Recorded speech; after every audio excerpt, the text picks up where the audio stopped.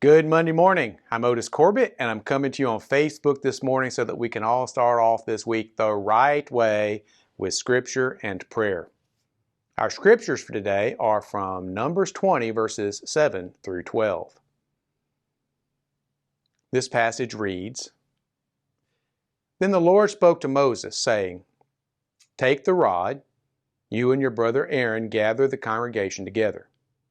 Speak to the rock before their eyes, and it will yield its water.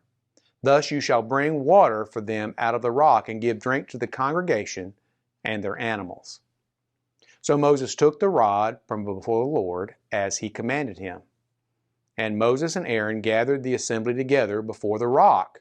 And he said to them, Hear now, you rebels, must we bring water for you out of this rock?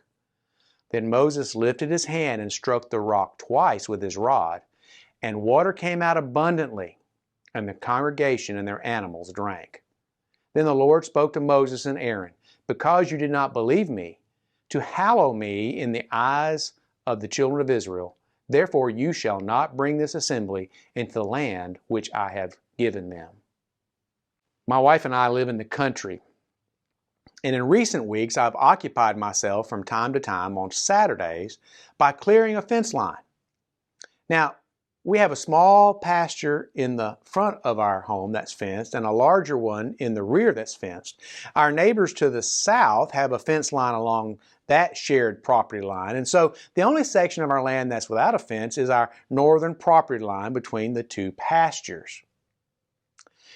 So the Good Idea Fairy visited me some weeks ago and convinced me that I needed to erect a fence along that line.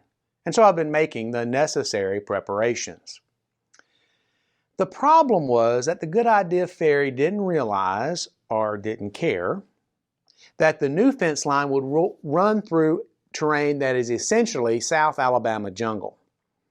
Now, I was able to use a chainsaw to begin the task of clearing the fence line, but because the tops of the trees and the shrubs are intertwined and bound together by vines, the chainsaw work resulted in what resembled a green tunnel that was not tall enough to stand up in, much less to build a fence under. And so I had to go old school, and I assembled various hand tools from which I could attack the green tunnel from the inside. One of the tools I used was a small axe, larger than a hatchet but smaller than the full-size version of the tool. I've never been very good with an axe, and that was still true as I worked to open the top of this green tunnel. The key to using an axe is to strike the same two places over and over again. One stroke to score the log and a second to cut out the wood, leaving a notch. Rinse and repeat, rinse and repeat. Soon you need to switch to the other side to take a stroke to score the log and then to cut the wood out, leaving a notch. Rinse and repeat. You get the picture. If done properly, the tree or limb will soon be severed, leaving a clean stump and an arrow-shaped log. That is if you hit the same two places time and again. Sadly, I often can't do that.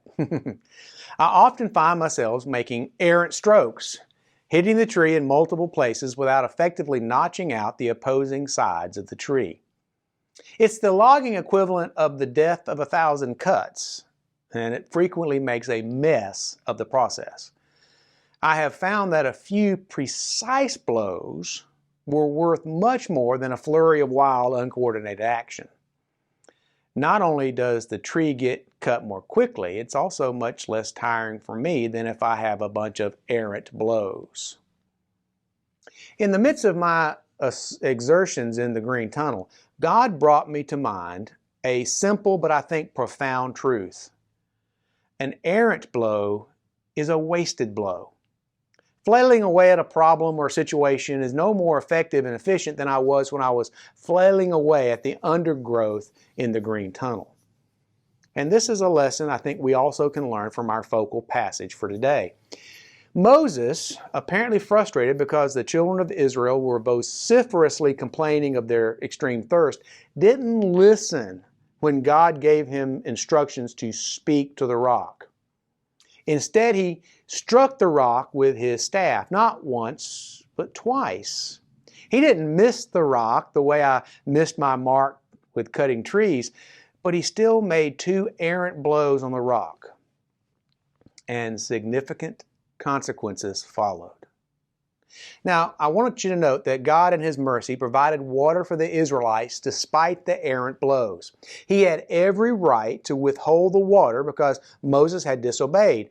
But since we know God is love, He nurtured His people. And so Moses disobeyed, struck his errant blows, and it was all good, right? Nope. Sorry. God's justice demanded that Moses and Aaron were held accountable for their disobedience, and both were banned from the Promised Land. These consequences were severe for a seemingly minor lapse. After all, the Israelites were getting on his very last nerve, right? So it was natural that Moses was distracted. Yet errant blows are dangerous blows, and we need to avoid them. An errant blow with an axe can be dangerous, and many toes have been severed in such a manner. An errant blow in spiritual matters can lead others astray or present a bad witness for Christ. An errant blow with an axe can be very tiring, but an errant blow in spiritual matters may cause us to strain out a gnat and swallow a camel. An errant blow with an axe is a wasted blow, but an errant blow spiritually is disobedience, and that is very serious. One of the most important safety factors in using any tool is to stay focused. Someone who is distracted can strike an errant blow with an axe or some other tool and cause irreparable damage to themselves or another person. Losing our focus spiritually can also result in delivering errant blows with untold consequences. We need to maintain our focus and our spiritual poise. We need to maintain our trust in God and in His guidance and His instructions to us. God can strike a straight blow with a crooked stick. We see that in this passage. But we don't have His supernatural powers.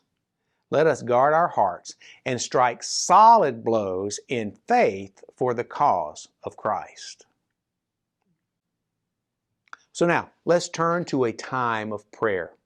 Each week we want to pray for a different church. So this week, please pray for Beta Baptist Church and its pastor, David Roy. Also, continue to pray for all of our churches without pastors, particularly our bivocational churches. These churches have a very hard time these days finding a pastor, so pray for them to find their pastor. But also, pray that our local churches would do a better job of examining, selecting, ordaining, and installing pastors, and be more intentional. I know they want a pastor, but we need to be more serious about screening our leadership. Pray that God would lead us, not to give into the pressure to fill the pulpit or some other church position that's open as soon as we can, but instead work to find the right leadership to provide the kind of leadership and safety that our churches need and to protect our most vulnerable members of our congregations. Of course, we want to continue to pray for the believers in Ukraine and all of Central and Eastern Europe and Russia. Pray for peace and the opportunity to share the gospel in the midst of this war and in the aftermath to come in all these countries in Central and Eastern Europe. Pray for our churches as they conduct Vacation Bible School this summer. So many churches are doing Vacation Bible School this year, and that's a great thing. Pray that the children who attend will be won to the Lord and their parents as well.